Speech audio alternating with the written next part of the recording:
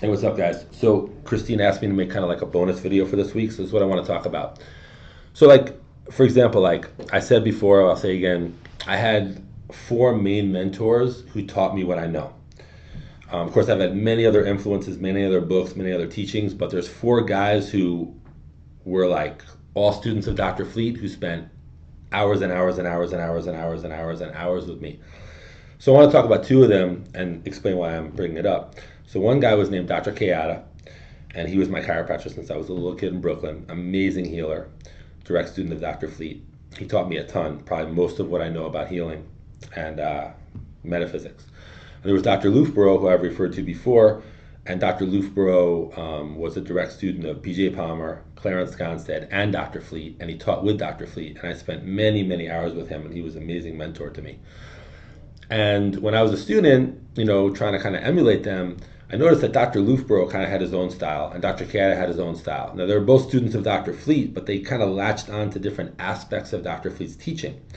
So, for example, like Dr. Kata was very fourth dimensional, talking about always oneness, the illusion of the third dimension. Kind of like he would say stuff like anything you can perceive with your five outer senses is not real. It's a pure illusion, and the only reality is oneness. And he was really from that perspective. And Dr. Loofborough was kind of like more practical. He understood the big picture. He understood the fourth dimensional stuff, but he was more like rooted in the third dimension. And for example, Loofborough would say that when you want to help a patient, you should understand their personality. And the more you can understand a patient's personality, the more you can help them. Dr. Chiata would say, no, no, no. Like the personality, you want to actually get beyond your personality because you're a soul. The personality is just masking what you really are. You don't want to get involved in the personality. So it's a little confusing for me at some point. So, like for example, Dr. Loofborough had a very kind of in-your-face style. He was like a tough German dude from Wisconsin. He grew up on a farm in Wisconsin. He was like a tough dude. I knew him when he was in his 80s. He was still tough as shit then. But anyway, he would put everything on the patient. So like patient would come in, and by the way, these guys were both great healers with incredible results, better results than probably any chiropractor you've ever met in your life. I say that with confidence. And like Dr. Loofborough would say, like let's say someone was zone one, glandular system. He'd say right away, what did you do to throw out your glandular system? What did you do to throw out your glandular system? He put it all on the patient. Or if they were zone four, he might be like, what are you angry about? Like he was right in your face. Now, Keada had another style. He would tell me, no, don't tell the patient what are you angry about, because then they're going to walk out thinking, man, they have bad digestion and they're angry. What you want to do is you want to use what's called waking hypnosis, and you want to start talking to them about how patient they are, which is the opposite of anger. Maybe they're a school teacher. You're like, wow, you're a school teacher in a class with all those kids. It takes a lot of patience to do that. You want to start like impressing on them how patient they are.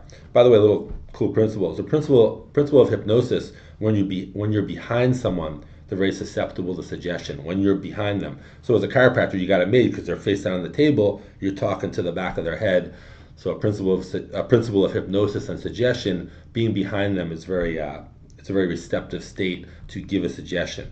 And again, maybe standing behind them in hypnosis, but if they're laying face down on the table, you kind of are behind them as you're talking to them. Anyway, so Keata would kind of talk about that. And I'm not Dr. Keata, I'm not Dr. Loofborough, I'm me. But when I was a student, I would kind of try to emulate them, but it wasn't really me. So like, for example, like I was kind of doing what Loofborough did, and like a patient would come in and I'd be like, what are you angry about? Or what'd you do to throw off your muscles or whatever.